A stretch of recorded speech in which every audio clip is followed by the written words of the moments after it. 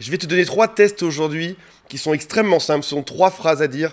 Tu peux choisir celle que tu veux, de la moins osée à la plus osée. Tu sauras exactement à qui t'as affaire en face de toi. Comment savoir si tu sors avec un idiot ou si tu es sur le point de sortir avec quelqu'un qui n'est pas intelligent? Réussir son couple nécessite de l'intelligence. Tu sais, tout ce que tu lis comme magazine, comme livre, comme conseil sur la communication, si tu as affaire à un homme ou une femme qui n'est pas intelligente, il y a de fortes chances que tu te documentes pour rien. T'es pas sans savoir que le QI est en baisse depuis les années 90. Bien réussir son couple avec quelqu'un de débile s'avérait être quelque chose de compliqué. Et qu'on s'entende bien, beaucoup d'hommes sont adorables, même pas intelligents, beaucoup de femmes sont adorables, même pas intelligentes, mais arriver à s'épanouir lorsque l'autre en face manque de curiosité, quand il a l'énergie d'un golden retriever, c'est-à-dire qu'il suit juste tout ce que tu dis quelque chose, il dit exactement comme toi, fait que tu pourrais ne pas t'épanouir dans un couple. Donc arriver à tester son intelligence au plus vite est nécessaire. Je sais ce que vous vous dites.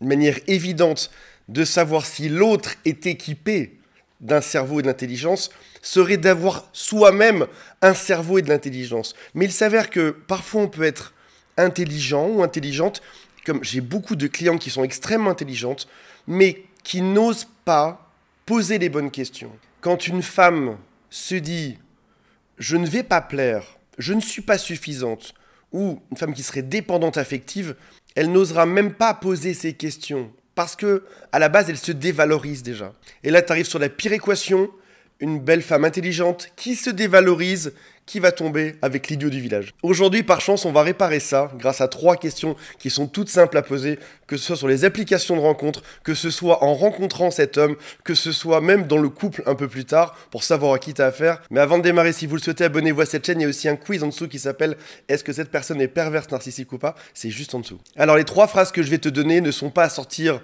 dans la même discussion, ce serait vraiment trop lourd. Choisis-en une.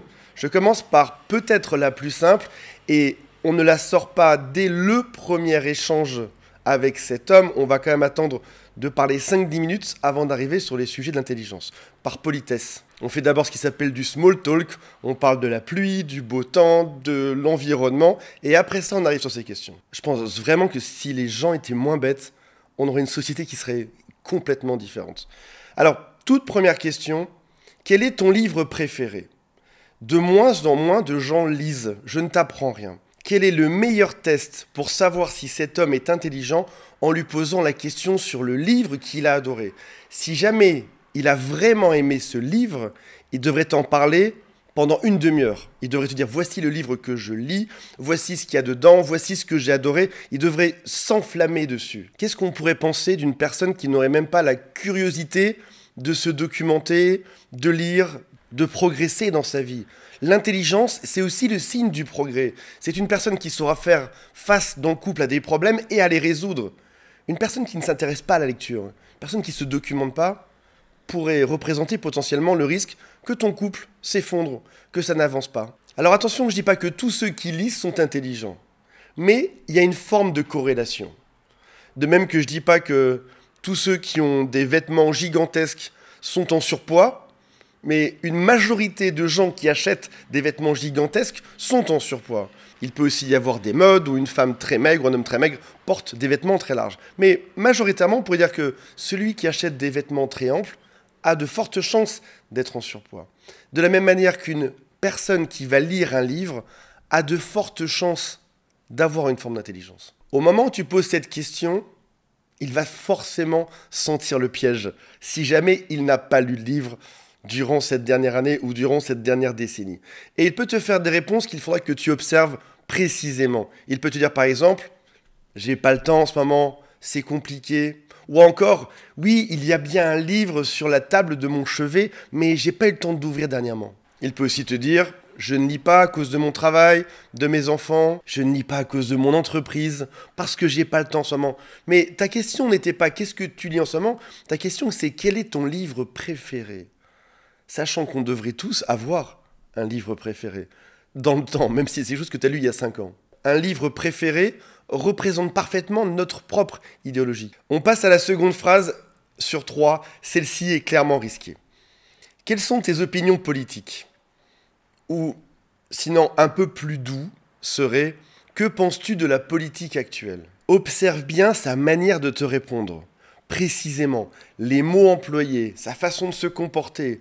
Comment est-ce qu'il est gêné ou très à l'aise avec ça? Est-ce qu'il baisse la tête, te montre son front et tape sur la table en te disant « ça devrait se passer comme ça », tu sauras exactement quel couple tu auras avec cet homme-là. Il va te dire plus tard « ça devrait se passer comme ça dans notre couple ». Est-ce qu'il est évasif? Est-ce qu'il évite la question?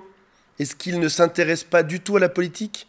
Même une personne qui n'est pas engagée activement dans la politique devrait avoir un avis sur notre société actuelle, sur ce qu'il se passe. C'est-à-dire, en gros, la curiosité est fortement liée à l'intelligence. Si tu n'es pas curieux de ce que tu vis autour de toi, il y a assez peu de chances que tu sois intelligent. Voici une troisième et dernière question pour savoir si tu as affaire au neuneu du village ou à quelqu'un qui est plutôt malin. Quelle est ta période historique préférée?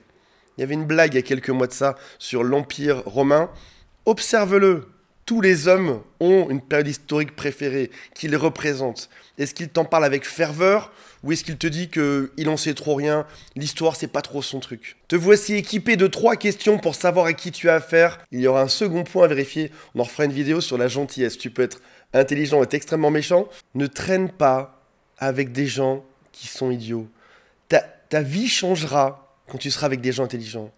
Ta compréhension de la vie, ta vision du monde, que ce soit en amitié ou en amour, fréquente des personnes intelligentes. Salut à tous, bye.